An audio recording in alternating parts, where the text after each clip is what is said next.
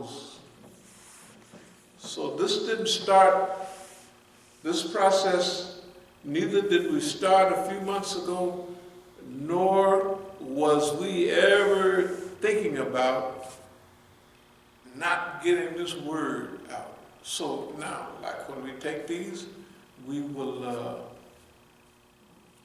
duplicate them.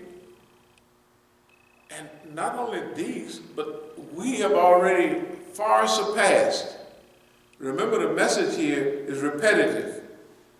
We pick maybe 5 or so, 6 different subjects, and that's it. It's all been similar to what we're talking about today, except the ones that are motivational. So, the combination of having them transcribed and put on paper, because paper is a long-lasting record, but also those, when we used to listen to all of those MP3 tapes like Malcolm's 31 lectures or something like that, man, that was nice, but you notice the subject didn't vary a whole lot. It was 5 or 6 different approaches to the same thing. Never running off all in the woods. 20 years ago, we styled our lectures after that. You see, we styled our lectures after that. Why did we style our lectures after that? Because for history, if you want to get the historical impact, you have to keep the minds of the people focused too. But you have to have enough variety, enough.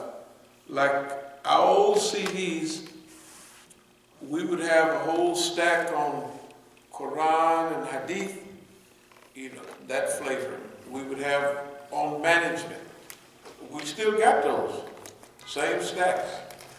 All those subjects on movement, on organization, on motivation, on physical fitness, liyaka jazmiya, you know, physical fitness, goal setting, all of those things. We have a section for that, and then we have the lectures during the 2013-14 period, which is dealing specifically with all of this type of stuff we've been dealing with. And we used to have call from Oakland and have them recorded right here. So we got all of the stuff. We recorded some in Oakland, so we have now, we're set. Brother Tufel and I used to call it the serialization, because it was a joke we had about the episodes of Imam Musa. You know, like on the movie, on TV, right, they got episode 1, episode 5, episode. So it's an episode, the same basic storyline, but a new episode. That's the way about 15 years ago, when we was talking about an air war, that's when we framed all of the stuff we're doing now, we framed it then. And now it has, okay, the question is, no, technically it's not a question anymore. The answer is getting this message out to the people where they can use it in a usable form, right? And some of them will be CDs, some of them will be We're gonna, like, can you imagine just the amount of lectures we have to select from? Just to go through them and select the ones that we want to put on our list is something else. And when we have the wealth available, we'll have 1 or 2 people transcribe them 24. That's all you do is transcribe them all, edit them, right? And so Uh, just think how effective and how clear the old As-Sabiqun was. No matter what anybody say. Now, I think they're very good writings. I don't know what other people think, but I think that they think that they was pretty good quality too. Okay. You could read most of those lectures and you would think he was talking about right now. And everything we talked about in those, that's happening or getting ready to happen.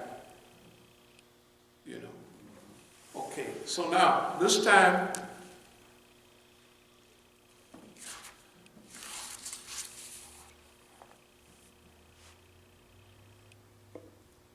what happened is we had a well-organized amateur attack on us.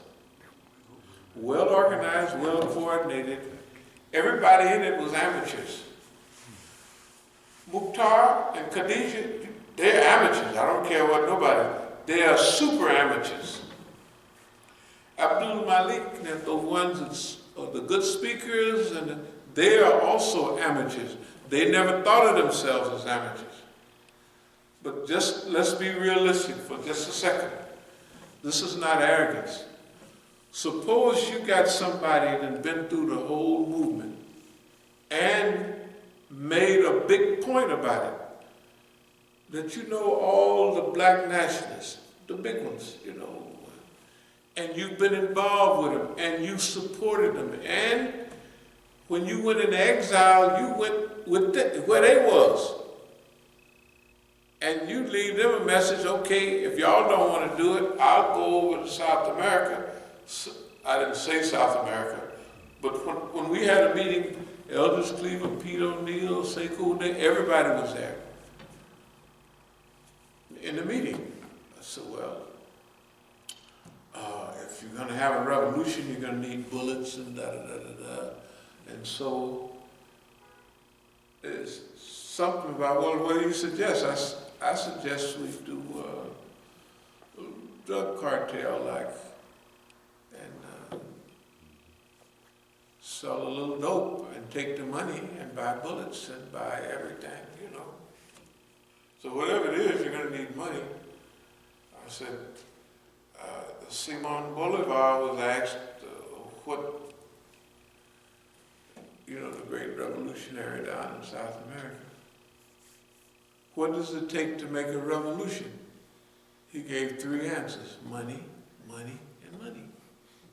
That's all you need. Just like location, location, location. Money, money, money. If you want to have a successful, right? All the Uncle Toms, how much support do they have? Everything they want. They have everything at their access. Look at the people who work against them. What do they have? Everything. And they don't work for it. They don't like fundraise and hustle for it. They get it right off the top because there is an organization designed to support each and every one of them to the hilt. And they get it. Right? Now imagine us though. You got to imagine. We're surrounded by the system. The system has already laid out their program, and now we got to figure out how we're going to get somewhere with Boss Man being who he is. So we have to have a long-range program. Well, we're going to just hold on, we're going to go south on Boss Man. That's exactly what we did. And you let Boss Man think he's running everything, right? In 1987, I told Abdul Malik and the Masjid in Oakland, I said, you are the police. Oh boy, that's the way that is. I know you're the police. I'm not asking you whether you're the police. I know you are. Within 3 years' time, he had forgot that statement or acted like he had forgot it. Why? Because we put him, rocked him to sleep. Oh, you running everything, and then all the foreigners invited him. You've seen us everywhere, right? And we'd ride in the car, he would be looking at me, and, peripheral vision, and he would be saying this little stuff, and he would think I was gobbling it up, and the more he acted a fool, the more I would act a fool. No, they believe, remember we always say it, that crew believes round futures, dark futures, big noses, equal dumb. Curly head, pointed noses, which they all have, equals smart. And he had made a study. He studied me in detail all the time. I was his mission. Now I gotta know he's my mission. I'm your mission. I mean, good. What? But fine. So our history is a certain history that we had certain things going for us. My father was born in 1900. Right. Their hero was not Joe Louis, but Jack Johnson. 1910 won the championship. He's the one who told me that the people got killed because they went downtown and said, well, what you want? He said, I want eggs beat up like Jim Jeffries and my coffee black as Jack Johnson. The people hung the guys. Poor guy, the white folks did. They had 50 people got killed the day he won the championship. At least that many, right? And he got to be a bad Negro to go out on that ring in 1910 and whoop that white man and play with him like, oh, Mr. Jeff. Remember what our style, we set our style as Jack Johnson and Muhammad Ali. Our psychological style, our approach, that's what we've been saying for decades. That's what we're doing here. And that's what we did. That's what we did with them. Here's the thing.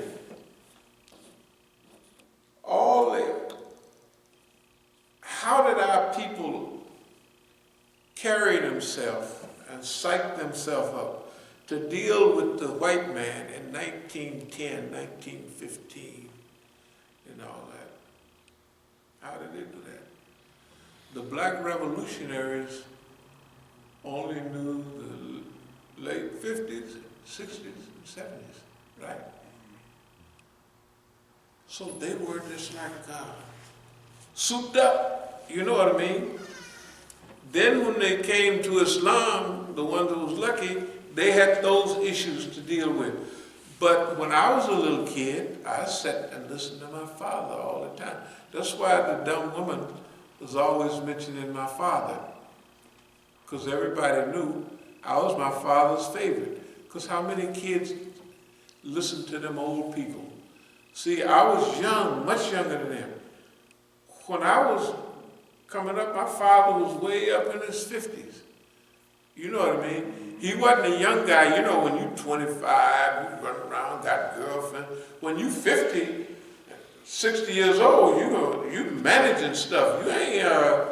You ain't even thinking about that old dumb stuff. So some of the older people in my family, they have a different view of my father than I did. I only saw discipline, manager, so I discipline, manage money. That's the way Daddy did it, right? But the other thing was, how did what mentality did they have to get through that period?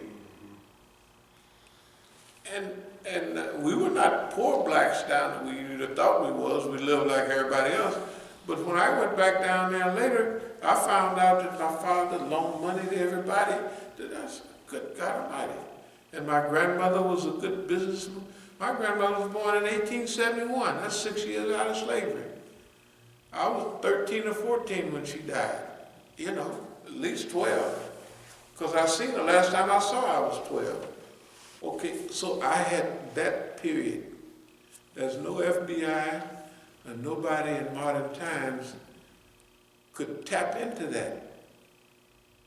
Guess what?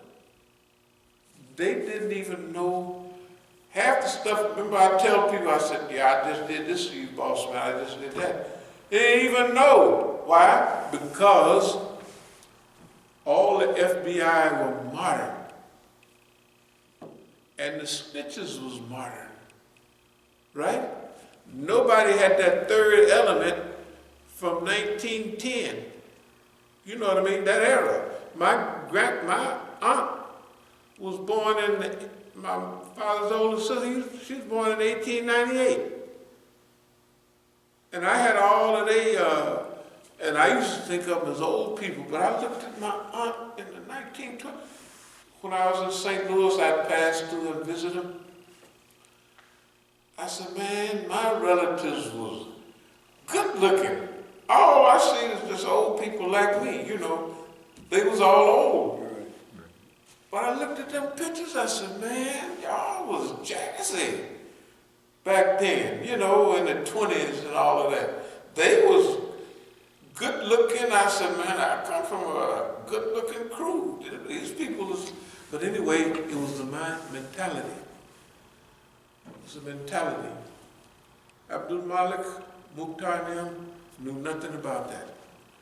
The FBI didn't know nothing about it.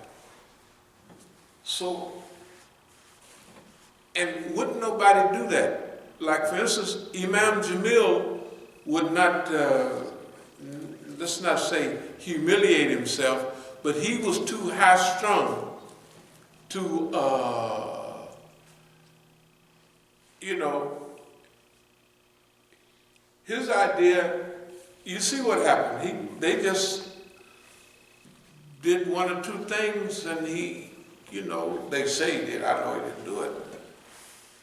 But I used to try to tell him, man, just relax. Just have a good time. But what happened was, he didn't have the ability to well, let's call it be laughed at or made fun of. Or, you know, do like the old people did. You think they liked that? They didn't like it. My brother went back to Arkansas with my father. When he left, he was 13 when I left because I was 6. And so when he went back with my father was old. Not old, but he was older. And my brother was older. He was like, you know. And so the big white man in town, my father used to be all around him. And he said, so-and-so, I miss you more than any nigger that was ever in this town. And my brother did the same thing I would have did. He said, my father grabbed him and looked at him, you know where you at? You in Arkansas. In 1958, nigga, stupid so-and-so. You know, so I could associate how my father dealt with all them big white folks.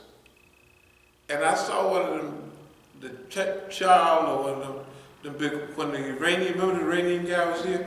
We went to the little town that I was from. And he had a camera and I was showing him where the bayou used to be. It was all grown over, and where we used to live, and it was all grown over. And so there was a white man on a tractor, just a few years ago, came out driving a tractor, and he said, oh, how you doing? And I said, oh, so what's your name? My name is such and so, Garrett. I said, Garrett, are you Marshall Garrett's son? I said, yes, I am. That was my daddy, and da-da-da-da-da. We talked for quite a while. And so I remembered all the old names of all of them white folks that I used to hear as a kid, you know. And it was a typical southern town. And all southern town, basically the same. You had the richest white man in town, which managed the town in general, and all other white folks under him. Remember Marshall Garrett, the Marshall, Pink Booger, the sheriff. I probably never heard of nobody with that name, but that was the sheriff, like. And no, look, man, this is out of a storybook. I'm telling you, this is out of a storybook. They could write any storybook they want on all them people, and what we can't, because every family came through a similar story as that. Right. You know, the Great Negro Migration was migrating from the South. And Arkansas was either ahead of Mississippi in lynching or right along with Mississippi. Although Mississippi had the worst reputation. People wouldn't even go to Mississippi. They'd be going back home, they'd drive around and come try to get to Alabama. They wasn't no better, right? But that mentality, how do you survive in that? Remember I was telling you sometime, I tell the white man right now, oh, boss man, you wouldn't want to hurt old Musa, would you? I do that. I don't say it in words, but my attitude and some of the things I say, oh, you wouldn't want to hurt them. You know I was just playing. I was just playing with you. I was just playing with you. You know I don't mean all of that. Lectures, precise, concise, educational. Oh, I didn't mean all that. I was just talking. I say that today, this minute almost. Why? This is it's a strategy, it's a tactic. Suppose I get mad, like our friend down, right? Suppose I get mad when the white man insults me. Well, I would have been dead I don't know how long ago. I would have never been, we wouldn't do nothing. Because you can see the stuff they do to you. They do 1,000, they did one thing to our friend, and I wouldn't be doing nothing here, nothing. And then our friends, the great strategic thinkers, Abdul Malik them, the great lecturers, and all of that. I had to just let them think that, oh yeah, y'all is smart, oh lordy. You know, that's what other niggas, and they ate it up, swallowed it whole. So, Imam Musa, you think with our brother that you're speaking of,